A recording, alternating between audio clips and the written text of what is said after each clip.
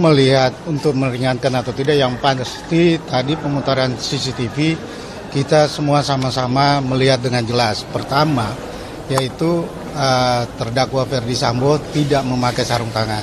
Dan keterangan Richard Eliezer yang mengatakan bahwa Pak Sambo dari rumah Saguling sudah memakai sarung tangan, sudah jelas itu keterangan tidak benar atau bohong. Ya, Romel juga dalam keterangannya menyatakan bahwa Pak Sambo turun dari mobil di rumah Duren 3 memakai sarung tangan. Tadi sama-sama kita lihat dengan jelas Pak Sambo tidak memakai sarung tangan. Bahwa keterangan memakai sarung tangan itu terbantahkan semuanya. Terbantahkan semuanya dengan pemutaran CCTV. Nah, tadi tanggapan dari Richard juga, ada lagi informasi yang baru, keterangan baru lagi yang disampaikan bahwa barang di kiri senjata itu disteril lagi. Itu baru lagi, saya nggak tahu lagi kebohongan apa lagi, kita kan nggak tahu nih.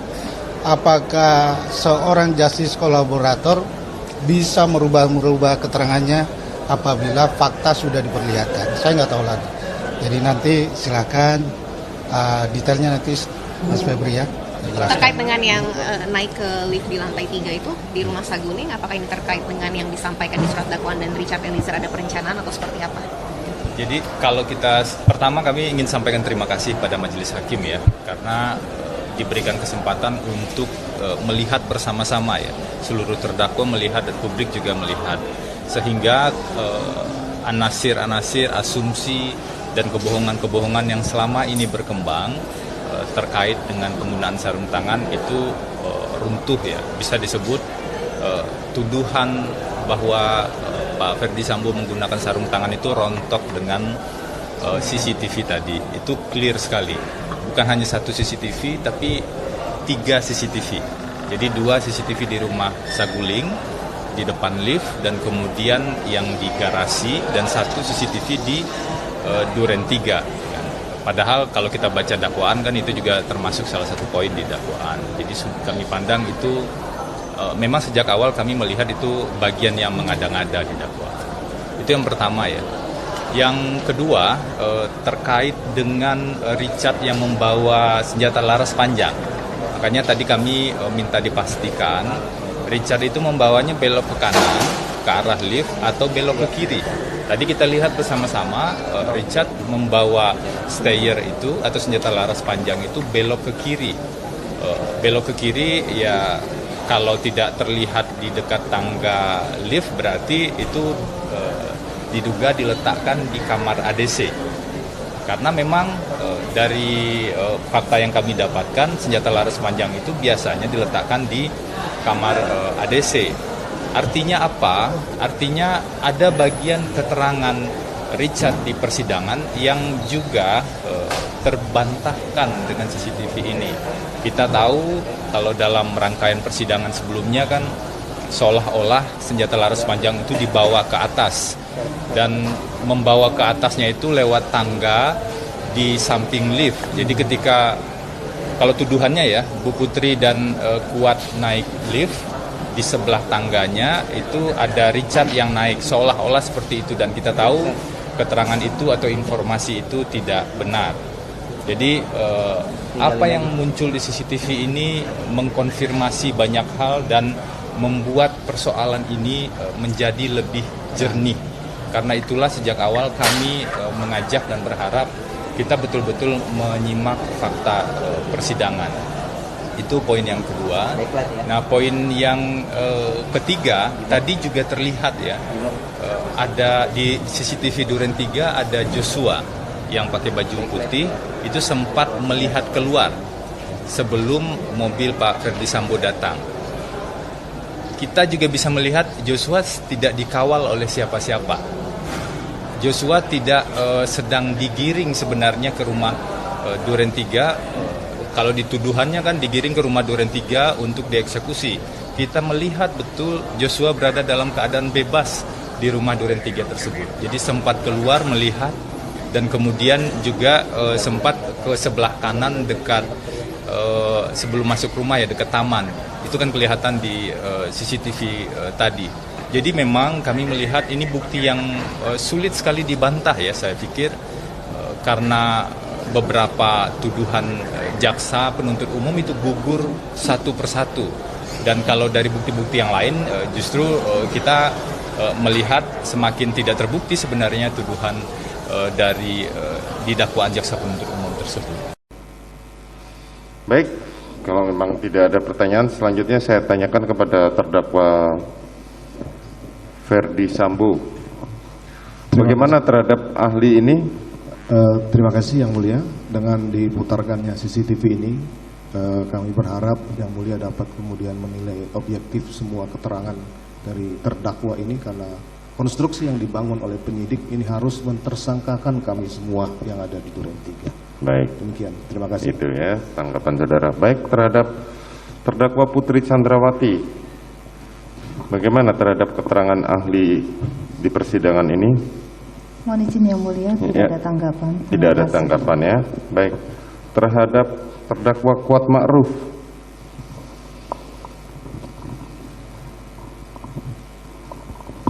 Baik Yang Mulia, saya terima kasih kepada Pak Hakim yang telah mengizinkan memutar ulang, jadi saya ketahuan kapan naiknya, kapan turunnya. baik. Terima kasih Yang Mulia. Baik, terima kasih. Terdakwa Riki, Mohon izin Mulia, tidak ada tanggapan Yang Mulia. tidak ada tanggapan. Baik, Terima kasih. terhadap terdakwa Richard, Baik Yang Mulia. baik, tidak ada tanggapan. Saya hanya izin menyampaikan untuk yang barang-barang yang tadi kelihatan di CCTV Yang Mulia, semua barang-barang kita taruh sterilkan dulu di ruang tempat ajudan itu, disempatkan disinfektan, baru dibawa naik ke lantai 3. Ya, nanti saudara Jadi akan untuk- jelaskan di Siap. keterangan saudara sendiri. Terima kasih Yang Mulia. Yang terakhir mungkin untuk CCTV kan cuma ada lantai 1 saja Yang Mulia. Ya, Karena banyak yang tercecer Yang Mulia. Terima kasih Yang Mulia. oh ya, nanti kita akan lihat ya. Terima kasih.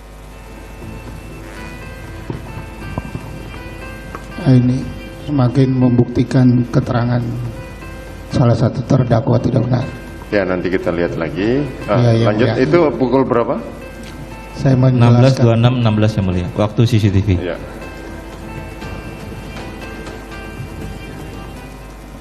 Hari ini kita lihat keterangan ahli terkait dengan CCTV cukup jelas ya. Apa yang rekaman-rekaman itu kita lihat cukup jelas. Tapi yang menarik di sini memang dari PH yang lain ya. Kalau kita lihat dari PH Febri, PH PC maupun PH Sambo di sini terlihat sekali mau mendiskreditkan klien kami dengan mempertanyakan masalah stayer itu yang dibawa ke lantai 2. Tapi menurut klien kami itu sudah konsisten dan jelas bahwa stayer itu dibawa lewat tangga sebelah sana. Jadi kan selalu didiskreditkan di situ, tidak ada CCTV yang merekam bahwa stayer itu dibawa ke atas. Ya, kita mau jelaskan di sini bahwa stayer itu betul dibawa ke atas. Klien kami tetap konsisten bahwa stayer itu dibawa lewat sisi lain yang tidak terlihat oleh CCTV. Kira-kira begitu sih untuk hari ini. Tadi ada sanggahan yang disampaikan dari Richard. Ada jelas tadi Richard menyampaikan sanggahan bahwa stayer itu dibawa dari sisi yang tidak terlihat oleh CCTV. Terkait mungkin kegiatan yang disampaikan atau yang tadi terlihatkan pada naik ke lantai 3 itu tetap sesuai dengan. Ya, klien kami selalu konsisten dengan keterangannya, tidak ada perubahan dan apa adanya selaku justice collaborator. Tadi di akhir juga ada seperti mengatakan ada CCTV yang tercecer. Ya, itu mengulang sebenarnya dari apa yang dikatakan oleh majelis hakim. Majelis hakim juga sedikit menyindir bahwa CCTV yang lain itu tercecer, bahasanya tercecer. Diulang oleh Richard dalam tanggapannya bahwa betul ya itu tercecer. Apabila lantai 2, lantai 3 itu CCTV-nya terungkap, mungkin semua terlihat jelas di sana. Akankah ada upaya dari Menurut kami itu adalah bagian dari obstruction of justice ya. Jadi untuk menemukan itu kami rasa sulit, tetapi ya fakta di persidangan kami rasa cukup menjelaskan itu semua. Terdakwa Riki, Mohon izin Mulia, tidak ada tanggapan Yang Mulia. tidak ada tanggapan. Baik, kasih. terhadap terdakwa Richard, Baik Yang Mulia. baik, tidak ada tanggapan. Saya hanya izin menyampaikan untuk yang barang-barang yang tadi kan tadi kelihatan di CCTV yang mulia, semua barang-barang kita taruh sterilkan dulu di ruang tempat ajudan itu, diserempetkan disinfektan, baru dibawa naik ke lantai 3. Ya, nanti saudara Jadi akan jelaskan di keterangan saudara sendiri. Terima kasih yang mulia. Yang terakhir mungkin untuk CCTV kan cuma ada lantai 1 saja yang mulia. Ya.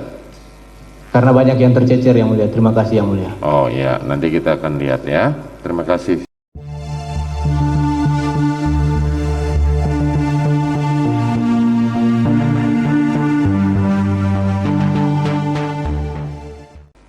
Untuk keterangan dari saksi PC, ada beberapa hal yang saya catat yang mulia, yang menurut saya tidak sesuai atau mungkin saudara PC sendiri yang lupa. Yang mulia.